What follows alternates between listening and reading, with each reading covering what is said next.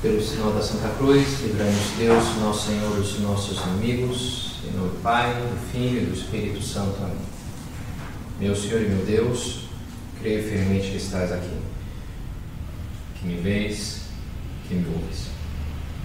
Adoro-te com profunda reverência. Peço-te perdão dos meus pecados e graça para fazer com fruto este tempo de oração. Minha Mãe Imaculada, São José, meu Pai e Senhor, meu anjo da guarda, intercedei por mim.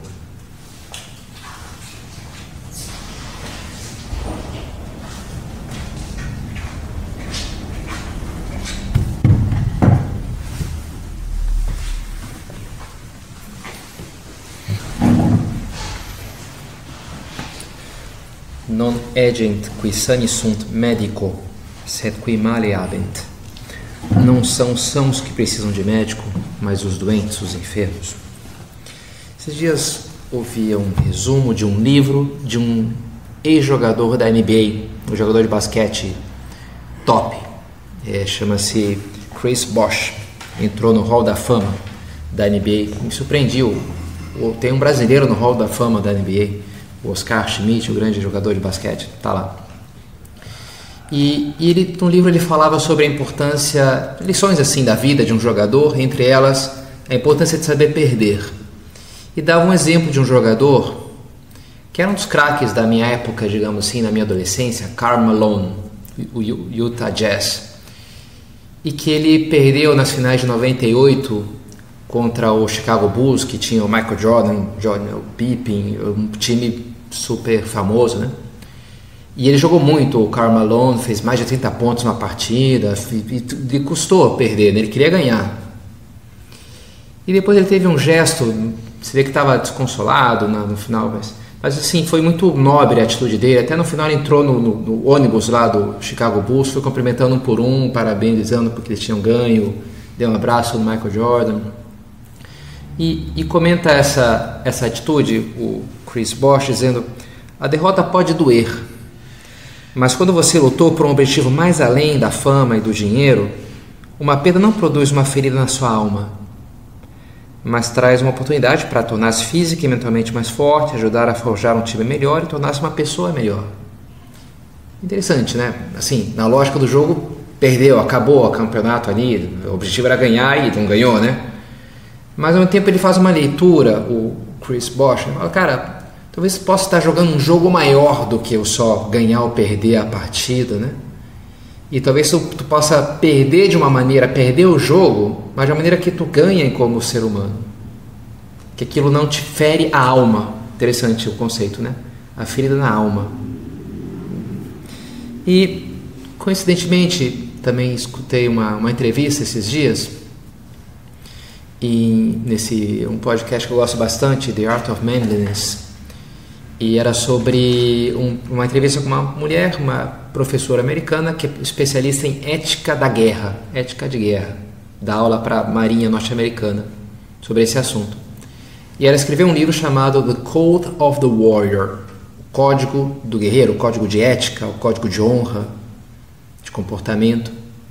E a entrevista ela vai percorrendo, vai um pouco explicando o livro, percorrendo essa história desse fenômeno que surgiu em várias sociedades diferentes, dos soldados, os guerreiros constituírem um certo código de combate, né? Desde lá do como é que era entre os gregos, aí pega lá Aquiles na Ilíada, lá brigando com Héctor, o estoicismo dos romanos, essa ideia do cara que tem que cumprir o dever, independente do quanto aquilo lhe custe, o código dos cavaleiros medievais, que tinha toda uma estrutura do que o cavaleiro medieval tem que fazer, tem que proteger a donzela e o mais fraco, e não pode usar sua força para o mal. O Bushido, que é o código de honra dos samurais, então também todos influentes, muita coisa interessante. E a conclusão dela, de toda essa análise desses vários códigos dos guerreiros ao longo dos séculos, ela diz assim: todos esses códigos ao longo da história não foram impostos desde fora, mas surgiram organicamente a partir de dentro dessas culturas guerreiras, primariamente como uma forma de proteger os próprios guerreiros. E essa é uma ideia que eu achei muito interessante. Ela vai explicar melhor, vamos explicar isso aqui melhor, né? Ela diz, não, claro que, sei lá, começa uma guerra, claro que todo mundo está preocupado e que o cara que está entrando ali com um rifle não sai, sei lá, matando qualquer inocente que ele veja pela frente. Claro que é preciso pôr um limite para proteger os inocentes da história, os civis, sei lá, que não tem nada a ver com a história, né? Mas, no final da jornada, os códigos de conduta que os guerreiros abraçam estão aí para proteger a eles, para proteger a sua humanidade. Eles estão sendo registrados a fazer algo que os coloca em grande risco de uma ferida moral. E esse é o conceito interessante, né? Eles estão em grande risco também de uma ferida física, mas de uma ferida moral. E as feridas morais estão conectadas ao de transtorno pós-traumático, com o sofrimento, com as correlações no mundo da psicologia, né? Isso aí gera tal coisa, né? O cara que vai no combate, ele fez um negócio ali, aquilo gerou pro longo da vida dele sofrimento, sensação de perder a conexão com o resto da sociedade, de estar isolado dela, de ter sido expulso dela, gera uma série de problemas, né? E nós não queremos isso para essas pessoas, a quem já pedimos tanto, a quem estamos pedindo para se sacrificarem por nós. E a melhor proteção que podemos lhes dar são essas diretrizes, nas quais eles podem se apoiar para ver que o que eles estão fazendo tem um sentido e tem uns limites. E isso é absolutamente crucial para preservar o seu bem-estar. Que o cara conheça, ele vai entrar, tu vai colocar esse soldado em uma missão especial, que ele vai entrar lá no Afeganistão, sei lá, né? No americano é isso, né? Ela ensina lá para a marinha americana. E tu já está expondo esse cara para 1000 riscos físicos. Agora tu tem que proteger a alma dele, no fundo é isso que ela está dizendo, né?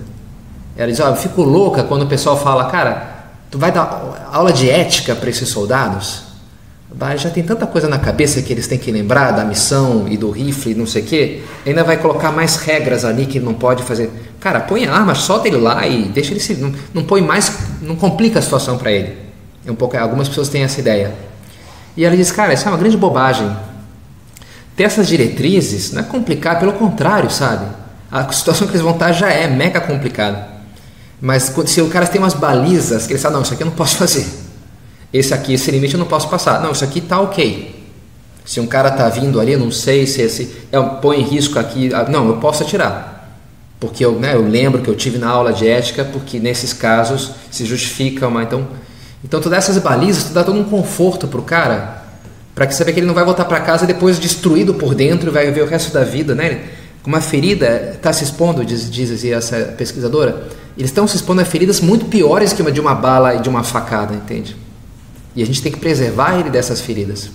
Para muitas pessoas tem isso, né? Um soldado lá que cometeu uma atrocidade, pô, preferia ter morrido, sabe? Do que carregar com essa culpa, viver o resto da minha vida lembrando que a cara lá daquele cara que eu matei de uma maneira absurda. E são feridas muito profundas, né? Então achei interessante essas duas fontes, tanto a história lá do basquete como essa do código dos guerreiros, para entender um ponto que me parece muito central na fé cristã, que é o problema do mal, em concreto o mal moral, o mal no meu coração, o mal na nossa vida. Toda essa questão da ética e da moral do comportamento. Porque quando a gente fala de ética hoje, a gente pode ter uma tendência, e é uma tendência da nossa sociedade, de entender um conjunto de regras que estão para proteger os outros de mim. Essa coisa, a gente pode, que se chama assim, tecnicamente, de uma visão heteronômica. Heteronomos, a lei que vem de fora, né? Uma lei que vem de fora e que, para limitar a minha liberdade. Porque a gente vive em sociedade, então nossas decisões acabam influenciando uns a vida dos outros. Então tem que tomar cuidado, porque senão eu vou acabar atrapalhando o outro. Então eu tenho que pôr limite às minhas ações para proteger o outro de mim. Então chega a mãe ali se está cada um por si, cada um na sua fazenda, cada um, beleza, faz o que quer, né? Aí não tem lei. O problema é pela sociedade, pela civilização, então se cria uma série de leis para organizar a convivência. A gente fala isso, né? Aquela frase: a tua liberdade termina onde começa a liberdade do outro. E é um pouco essa visão das coisas, né? Se não tivesse outro, a minha liberdade era plena. Mas porque existem as outras pessoas, então a minha liberdade não é plena. Porque eu tenho que me adequar aos outros, né? E é uma visão infeliz, é muito limitada essa visão da ética. Porque aí a ética fica uma coisa assim, que compete com a minha liberdade. Quanto menos ética, mais livre eu sou, né? Parece que é assim, né? Não é verdade? E, portanto, mais feliz, né? Se eu sou mais livre, eu sou mais feliz. Quanto menos regras morais, beleza, tem mais espaço para fazer o que eu quero. Parece que é isso, né? Que a ética é só uma coisa que vai ok, é algo necessário, porque senão a gente vai estar cada um passando a perna no outro, mas se pudesse não ter, seria melhor. E não tem nada a ver essa visão com a visão autêntica da visão cristã, da ética mais legítima, mais raiz, de São Tomás de Aquino, de Santo Agostinho, apoiados até em Aristóteles, na visão que ele tem, ele que é o fundador da ética, né? A ética Nicola vai falar um pouco isso, organiza várias ciências, entre elas essa, que é a ciência da vida feliz, da vida plena. Ele entende assim a ética, né? E assim como a gente deve entender a ética e a moral como nos apontam o caminho da vida plena, da felicidade, e põe assim limites à minha liberdade, olha, em certo sentido sim. Ou melhor, não é que apontam limites para a minha liberdade, né? E se Deus fala, honra teu pai e tua mãe, beleza, né? É uma coisa que tu vai fazer, que vai te fazer feliz, ok, mas se diz não mintas, não está limitando a minha liberdade?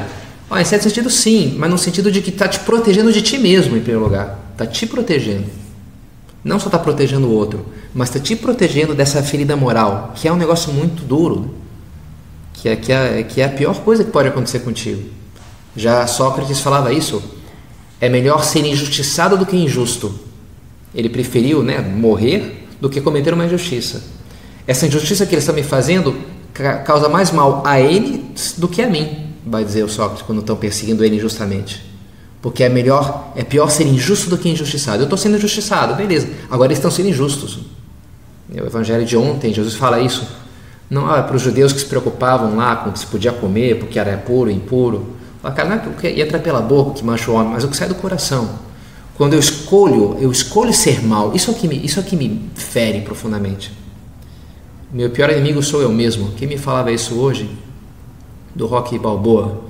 Alguém me falava isso, que tem uma cena lá, já lembrei agora, que mostra lá o Apollo, faz ele se ver no espelho, acho que é da nova série agora do Creed, Adonis, que ele mostra, olha, o filho do Apollo, né? E no espelho, esse é teu pior inimigo, para você mesmo, né? E é verdade, né? O nosso pior traidor somos nós mesmos, né? Quando a gente trai os nossos ideais, como é que eu fui fazer esse negócio, né? Por que eu fui fazer isso? Por que eu não? E são as feridas mais profundas, as que nós causamos a nós mesmos, né? E se a ética põe limites, entre aspas, põe limite ao mal que nós podemos produzir a nós mesmos, ou tenta, né? Na verdade, posso fazer o que eu quero, né? Mas se me vem na minha cabeça, não, cara, isso aqui é errado, não. Eu prometi para mim mesmo não mentir mais para minha namorada, sei lá, né? E aquilo me ajuda, sabe? Na hora que eu tô meio na dúvida ali, meio, será, se balançando, não, cara, não vou fazer isso, imagina. Isso aqui é um negócio muito feio, muito ruim. E aquilo me protege. Como protege lá o soldado lá que está entrando, não, olha, isso aqui não pode, isso aqui, então dá umas balizas para o cara seguir no caminho, né? Pegando assim um caso mais forte, o aborto, por exemplo, né? Um exemplo forte, e sem dúvida que o aborto tem uma dimensão objetiva muito clara, né? Alguns defensores falam, meu corpo, minhas regras. Tudo bem, mas aí é o corpo de outra pessoa, né? Para ter um respeito, né? Não é mais o teu corpo, né? O teu filho, não é mais o teu, é um outro de outra pessoa. Mas, então tem uma dimensão, é a outra pessoa que eu estou atingindo se eu mato, né? O meu filho em concreto.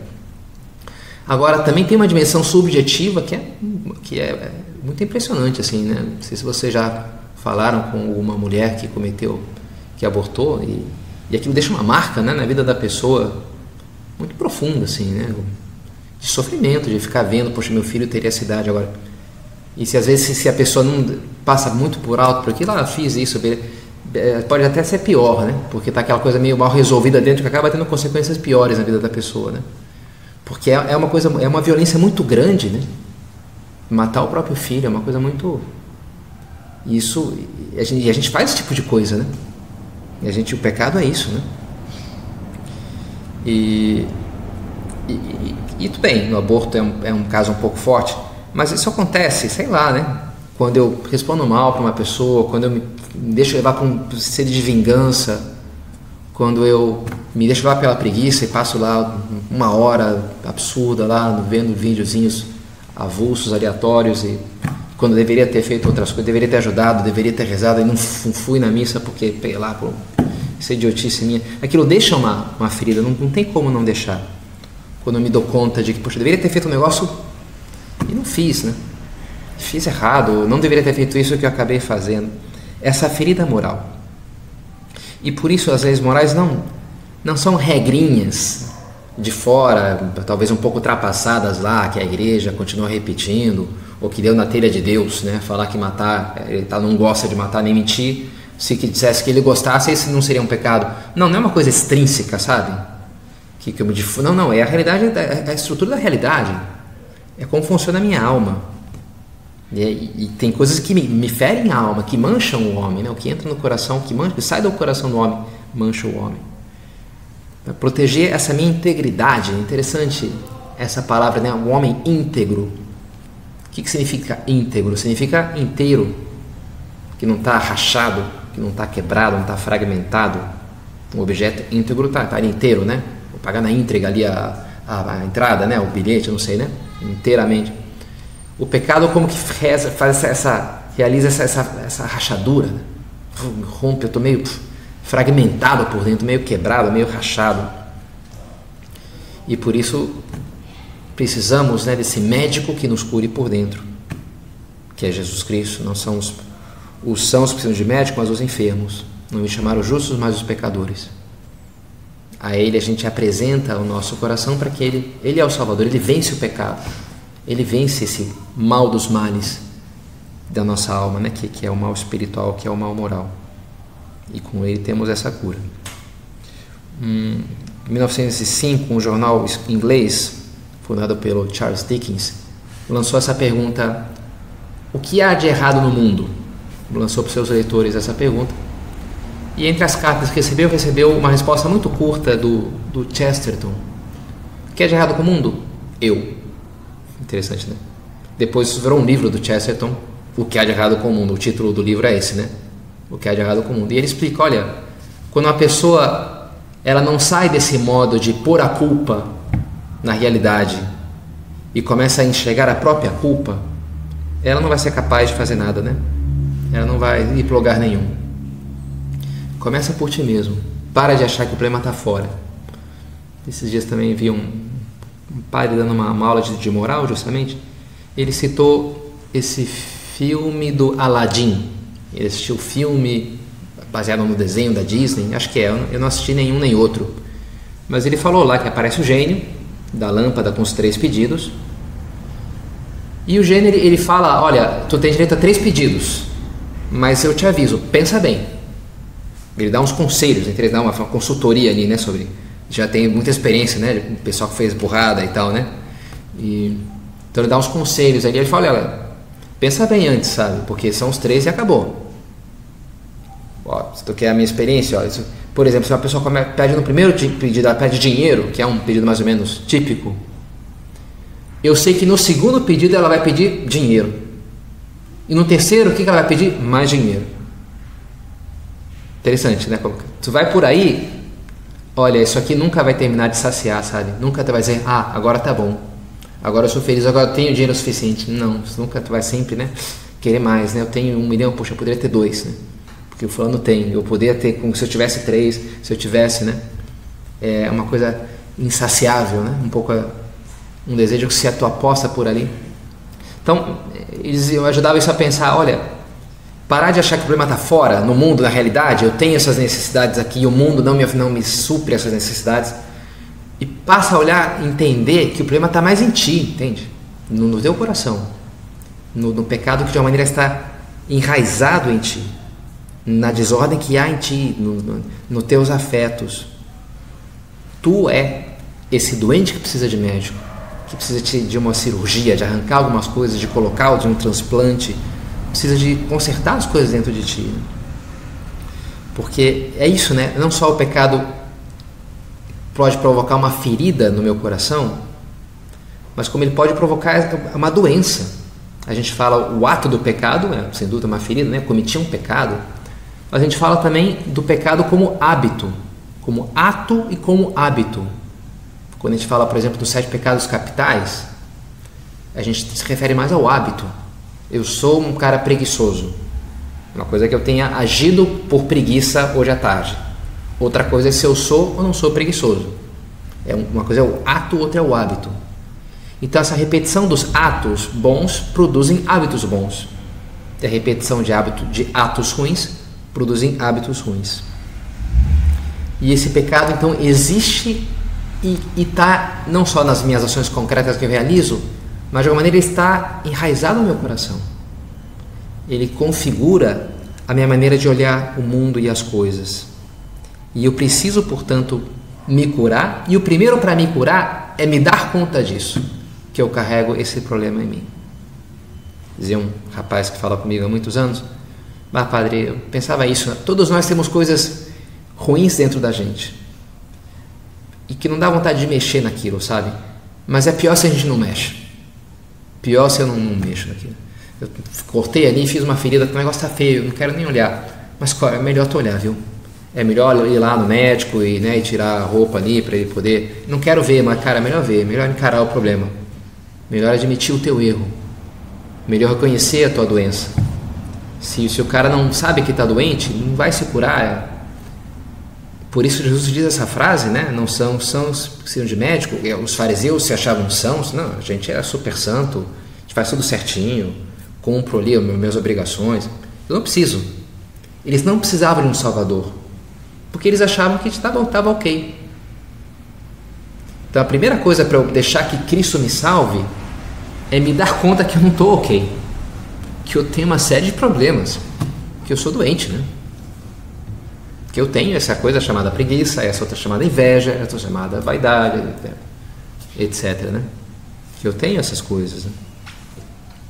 Olhar para isso, abraçar essa realidade, por mais que custe.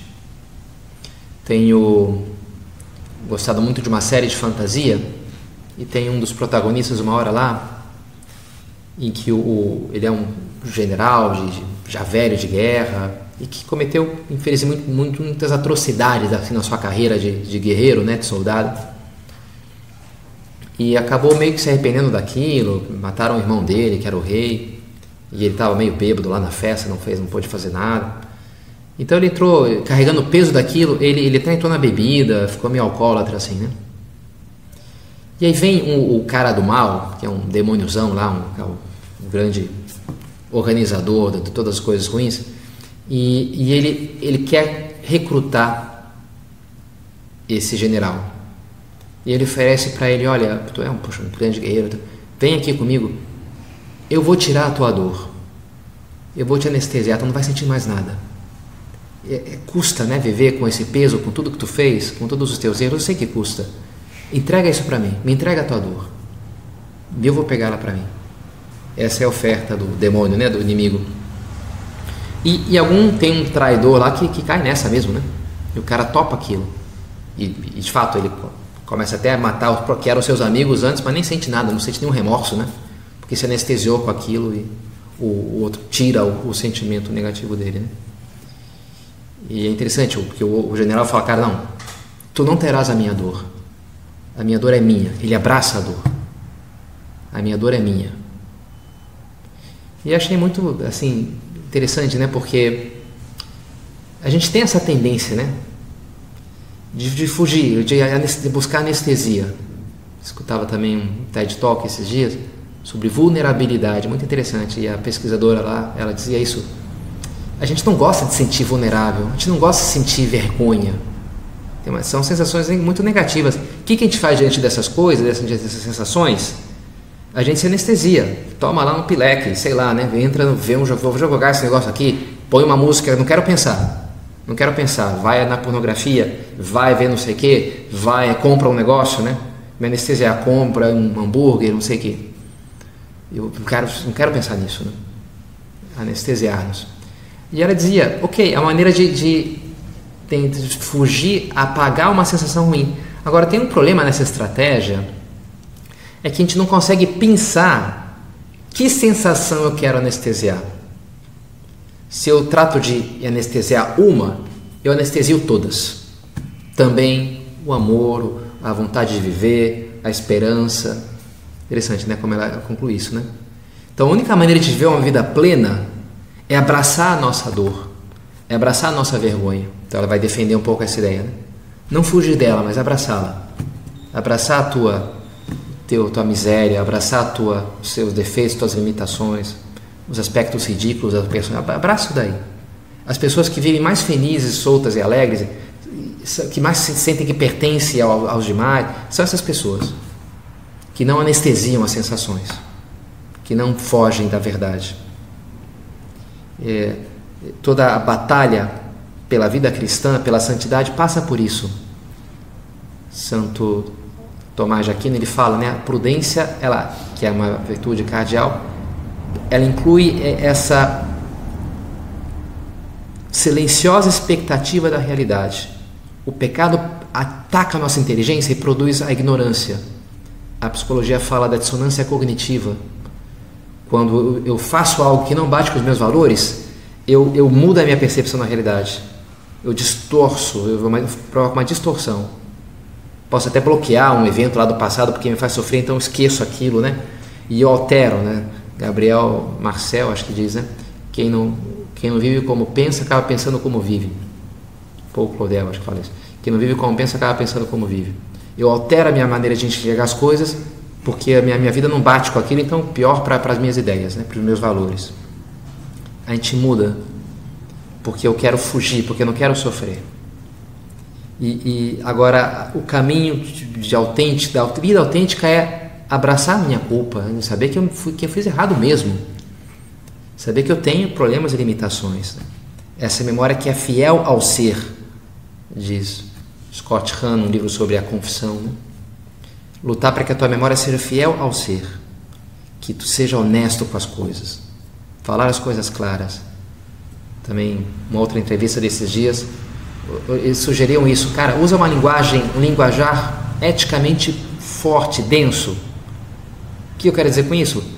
Tu fala pro cara lá, olha, desculpa, fulano, eu me dei conta aqui no relatório, na reunião, eu fui injusto contigo. Pai, desculpa, acho que eu fui um pouco cruel quando eu te falei tal coisa. Eu achei uma atitude um pouco vingativa. Fala, né, pra tua irmã. Ninguém fala isso, na verdade, né? Quem é que fala isso pra irmã, né? Que eu fui vingativo, fui cruel, né? Ninguém fala, né? A gente fala, o que a gente fala? Não, desculpa, eu tava meio nervoso. A gente se desculpa, né? Primeira coisa é buscar justificativas para nossa ação. Não, é porque, sabe, eu não vi que isso era tão importante. E cara, não faça isso. Não saia de cara te defendendo e tentando... Não, assuma a tua culpa, né?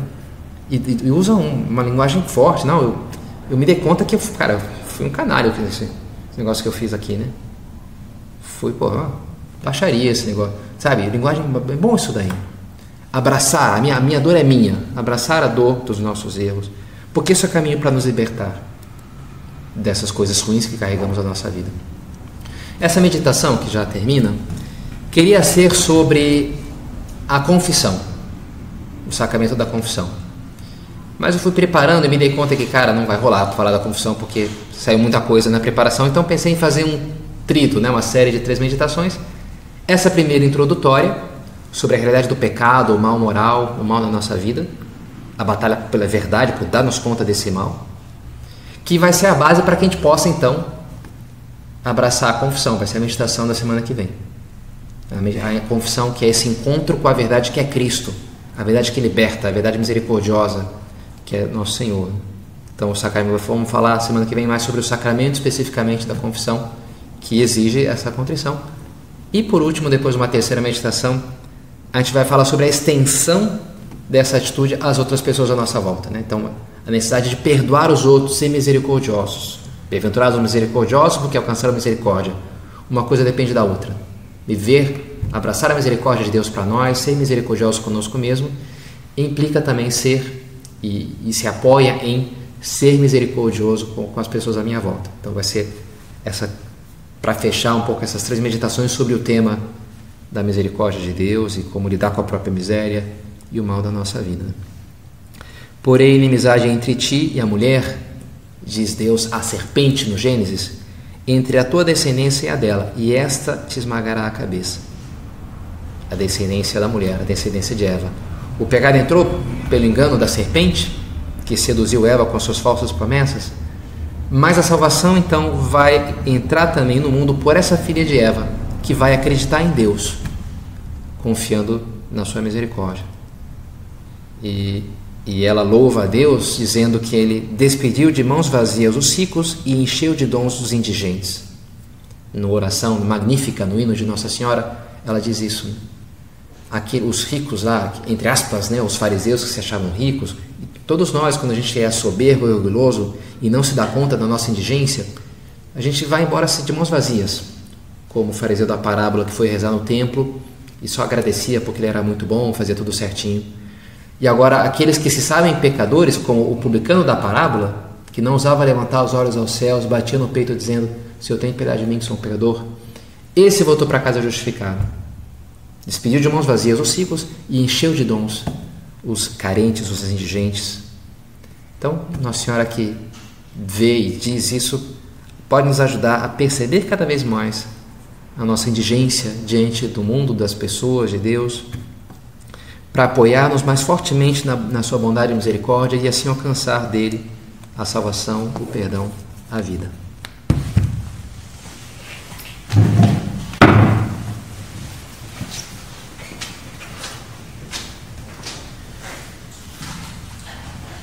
Dou-te graças, meu Deus, pelos bons propósitos, afetos e inspirações que me comunicaste nessa meditação. Peço-te ajuda para os pôr em prática.